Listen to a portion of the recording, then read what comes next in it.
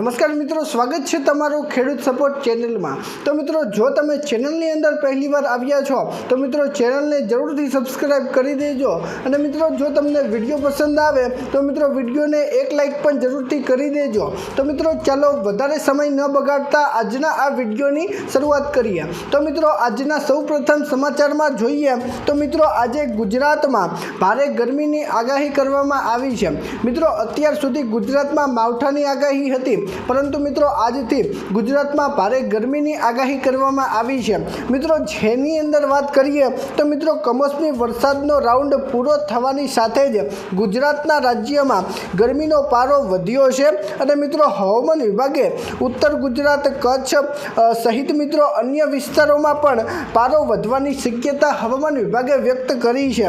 મિત્રો, તે સાથે આજે જાણવા મળ્યું છે કે કંડલા પાર્ટ પર સૌથી વધુ તાપમાન 40.7 ડિગ્રી નોંધાયું અને અમદાવાદમાં 38.4, ડીસામાં 39.2, વડોદરામાં 39.2, સુરતમાં 39.4, સુરેન્દ્રનગર અને રાજકોટમાં 39 ડિગ્રી અને નલિયામાં 38.2 ડિગ્રી તથા મિત્રો ભુજમાં 37.8 ડિગ્રી ગરમી અત્યારે નોંધાઈ છે।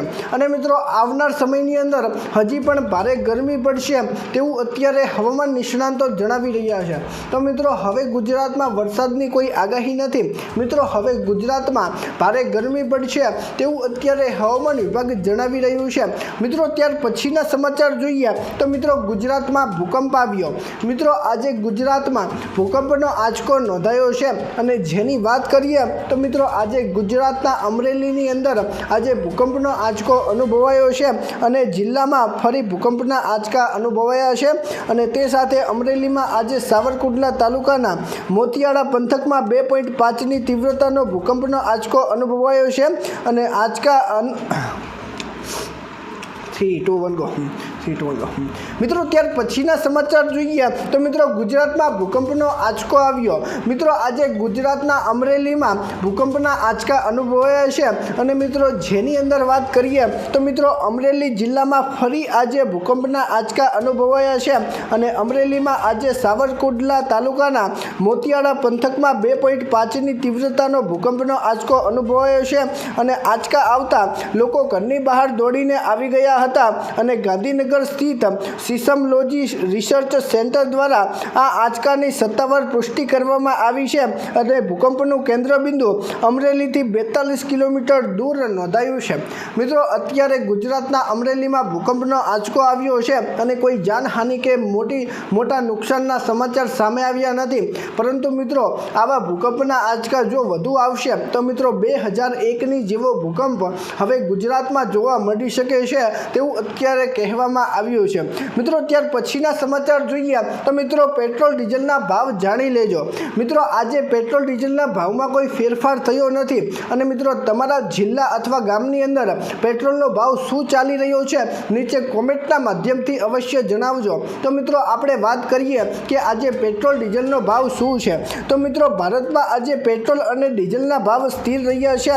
મિત્રો દિલ્હીમાં પેટ્રોલનો ભાવ 94.77 રૂપિયા પ્રતિ લીટર અને ડીઝલનો ભાવ 87.67 રૂપિયા પ્રતિ લીટર અને તે સાથે ગુજરાતના અમદાવાદમાં પેટ્રોલનો ભાવ 94.44 રૂપિયા પ્રતિ લીટર અને ડીઝલનો ભાવ 90.11 રૂપિયા પ્રતિ લીટર તથા મિત્રો સુરતમાં પેટ્રોલનો ભાવ 94.70 રૂપિયા પ્રતિ લીટર અને ડીઝલનો ભાવ છે 90.39 રૂપિયા પ્રતિ લીટર।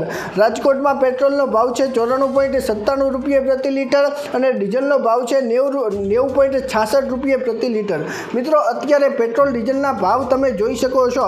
મિત્રો અત્યારે કોઈ મોટો ફેરફાર કરવામાં આવ્યો નથી, પરંતુ મિત્રો આવનાર સમયની અંદર હજી પણ પેટ્રોલ ડીઝલના ભાવની અંદર ઉથલપાથલ જોવા મળી શકે છે, કારણ કે મિત્રો હજી પણ વૈશ્વિક સ્તરે અમુક વસ્તુઓના ભાવ વધ્યા છે, જેમ કે દવા છે અને અન્ય વસ્તુઓના ભાવ પણ વધ્યા છે।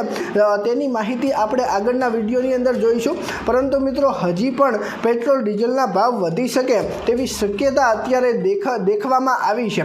મિત્રો તમને શું લાગે છે કે આ વખતે પેટ્રોલ ડીઝલના ભાવ વધશે કે નહીં? નીચે કોમેન્ટ કરીને જરૂરથી જણાવજો. અને મિત્રો તમારા ગામ અથવા જિલ્લાની અંદર પેટ્રોલ ડીઝલનો ભાવ શું છે તે પણ નીચે કોમેન્ટમાં અવશ્ય લખી દેજો, તેથી મિત્રો બીજા મિત્રોને પણ ખબર પડે કે અન્ય જગ્યાએ પેટ્રોલ ડીઝલનો ભાવ અત્યારે શું ચાલી રહ્યો છે. મિત્રો ત્યાર પછીના સમાચાર જોઈએ તો મિત્રો હવે પ્લેનમાં બેસવું મોંઘું પડશે. મિત્રો જો તમે પ્લેનની અંદર મુસાફરી કરવાના હોવ અથવા કરી રહ્યા હોવ તો મિત્રો હવે તમને મુસાફરી કરવી મોંઘી પડશે તેવા સમાચાર આજે મળ્યા છે. મિત્રો મિડલ ઈસ્ટમાં વધતા તણાવ વચ્ચે હવાઈ મુસાફરી ફરી એકવાર મોંઘી થવા જઈ રહી છે. મિત્રો જેટ ઇંધણના ભાવ વધતા એર ઇન્ડિયાએ તેની ટિકિટમાં ભાવ વધારો કર્યો છે. મિત્રો એર ઇન્ડિયાએ ઇંધણ સર્ચ ચાર્જમાં અંતરને આધારે વધારો કર્યો છે. અને વાત કરીએ તો મિત્રો 500 કિલોમીટરની અંતરે 299 રૂપિયાનો બીજો વધારો છે.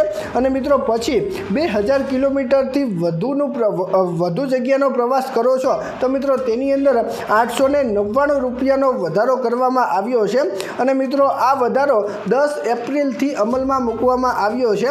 મિત્રો 10 તારીખથી આ વધારો અમલમાં છે. અને મિત્રો હજી પણ આવનાર સમયની અંદર સ્થિતિ જો બગડશે તો મિત્રો હજી પણ ભાવ વધારો થશે તેવું અત્યારે નિષ્ણાંતો જણાવી રહ્યા છે. અને મિત્રો અત્યારે તો પ્લેનની અંદર મુસાફરી કરવી લોકોને મોંઘી પડી રહી છે. અને મિત્રો આવનાર સમયની અંદર હજી પણ મોંઘી પડશે તેવું અત્યારે નિષ્ણાંતો જણાવી રહ્યા છે. મિત્રો ત્યાર પછીના સમાચાર જોઈએ તો મિત્રો ખેડૂતોને દેવા માફી મળશે. મિત્રો આજે દેવા માફીને લઈને સૌથી મોટા સમાચાર સામે આવ્યા છે. મિત્રો આ સમાચાર દરેક ખેડૂતો માટે ખાસ ઉપયોગી રહેવાના છે. અને મિત્રો જેની અંદર ખાસ વાત કરીએ તો મિત્રો અત્યારે સરકાર ખેડૂતો માટે ઘણી બધી યોજનાઓ લઈને આવી છે. અને તેવામાં મિત્રો ઘણી બધી સહાયો લોકોને પણ મળી રહી છે. અને તેમ છતાં મિત્રો ખેડૂતો અત્યારે એમ કહે છે કે 2026ની અંદર દેવા માફી થશે, પરંતુ મિત્રો દેવા માફીના મુદ્દે અત્યાર સુધી સરકાર તરફથી કોઈ જાહેરાત કરવામાં આવી નથી. અને મિત્રો કોઈ યોજનાની અંદર માહિતી પણ આપવામાં આવી નથી કે કોઈ પત્રકારની અંદર પણ દેવા માફીનો ઉલ્લેખ કરવામાં આવ્યો નથી. તો મિત્રો અત્યારે ગુજરાતના ખેડૂતોનું દેવું લાખો કરોડોમાં થઈ ગયું છે, પરંતુ મિત્રો આવનાર સમયની અંદર દેવા માફી કરવામાં આવશે તો મિત્રો આ ચેનલ થકી તમને સૌથી પહેલાં જાણવા મળી જશે કે દેવા માફી કરવામાં આવી. તો મિત્રો આજના વિડીયો માટે આટલું જ. ફરી મળીશું એક નવા વિડીયો સાથે. ત્યાં સુધી અમને રજા આપજો. ધન્યવાદ.